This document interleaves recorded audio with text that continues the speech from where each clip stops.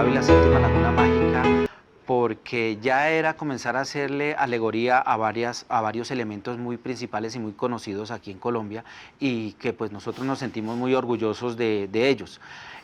Las lagunas, la balsa del Dorado y el nombre del Dorado pues para nosotros representa mucho, es uno de los mitos principales y es una de las historias más conocidas en Colombia y en el mundo saliendo de esta tierra hermosa. La primera parada es en el Museo del Oro y toda la investigación que se hace. Y luego nos vamos en un viaje larguísimo, de 4000 años atrás, para ponernos en una época, en un tiempo y en un espacio, y ahí convertimos también nuestros escenarios en unos territorios mágicos. Y es todos los cerros orientales que nosotros conocemos. Entonces, nace de ahí. Toda esa zona se convierte en escenarios físicos y nos situamos también en la 33ª edad de la Tierra, que es donde sucede todo lo que vamos a conocer aquí en este libro, en este proyecto. Entonces, la 33ª edad de la Tierra nos sitúa en un lugar y con unos personajes que fue los que crearon todos estos elementos, que fue los que tuvieron la suerte de encontrar mucho oro, porque las deidades y los dioses lo permitían, la magia de la naturaleza lo permitía. Afortunadamente, una deidad ve a ese muchacho, a Vigardawa, y le da un poder de semidios, que era lo que estábamos hablando hace poquito. Entonces, Juan, las creencias del ser humano desde hace 3000 y 4000 años están plasmadas acá, como están plasmadas todos esos ejemplos en las grandes historias. Mencionar la Ilíada, por ejemplo. La Odisea y la Ilíada son los mejores ejemplos para comenzar a entender esta historia. Nos estamos yendo al punto en donde vivieron unos personajes que nos llevan a conocer un mundo que ya había quedado sepultado por la historia. La conformación de los personajes, el nombre de los personajes y los lugares en los que los estamos situando fueron decisiones muy complejas. Y también miramos toda esa cultura china, toda esa cultura egipcia y vemos también nombres muy antiguos que en este momento no nos dicen nada, a diferencia de los históricos que ya están registrados en los grandes libros. Y vamos hasta allá, nos detenemos, los analizamos y de ahí surgen todos los nombres, porque no nos vamos a encontrar con ningún nombre, absolutamente ningún nombre conocido. Entonces eso hace que la historia sea muy original y se convierta en un elemento histórico de una época. Mira, teníamos que rodear a nuestros personajes de unos elementos que fueran muy cotidianos para nosotros, pero que representan la vida. Y uno de ellos es el agua, como lo estaba diciendo. Y ahí le estamos haciendo homenajes, alegorías al agua. Lo mismo a las lagunas.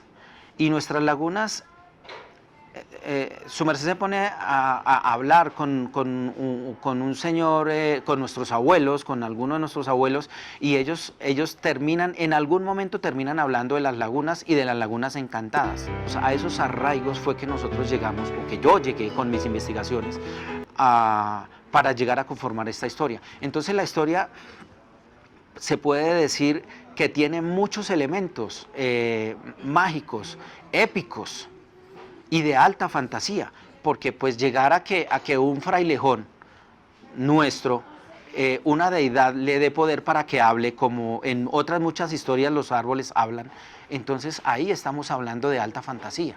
Y eso lo hace muy atractivo, porque si nos ponemos a hablar o a hacer memoria desde México para abajo, no hay una historia mágica, no la tenemos muy buenos escritores, han existido y existirán, pero pues este es el primer libro mágico que tenga épica, o sea, épico porque van a haber batallas, alta fantasía por todo lo que estoy mencionando.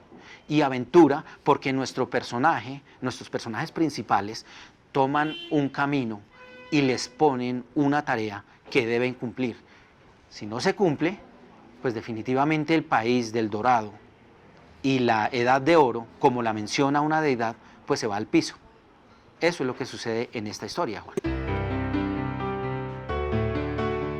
La estructura de la obra hace que el lector vaya descubriendo, a medida que va pasando páginas, vaya descubriendo esa riqueza de los personajes. En mi caso, fue una batalla muy dura para llegar a los primeros 5, 8 personajes principales, porque había que crearle unas características no de hace 50 años, de hace 100 años, incluso de hace 500 años, sino que había que crearle unos elementos que en definitiva vayan con nosotros ahora, que nosotros los podamos seguir, que nos sentamos, o sea, sentirnos de alguna forma representados o identificados con ellos, pero que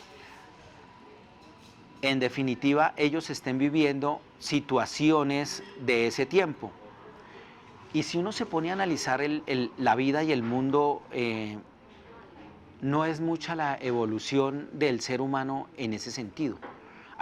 Hemos evolucionado en elementos para ayudarnos y hacer la vida un poco más fácil, pero el sentimiento interno viene siendo el mismo, Juan.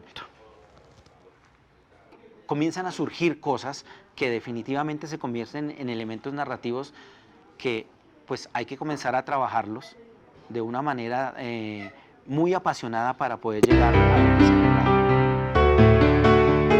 La respuesta es no, es difícil, es muy complicado, tiene que haber un motor ahí adentro de uno motivándolo, de lo contrario termina uno desistiendo. Definitivamente ese ejercicio o esa labor de escritor, de autor, es muy difícil.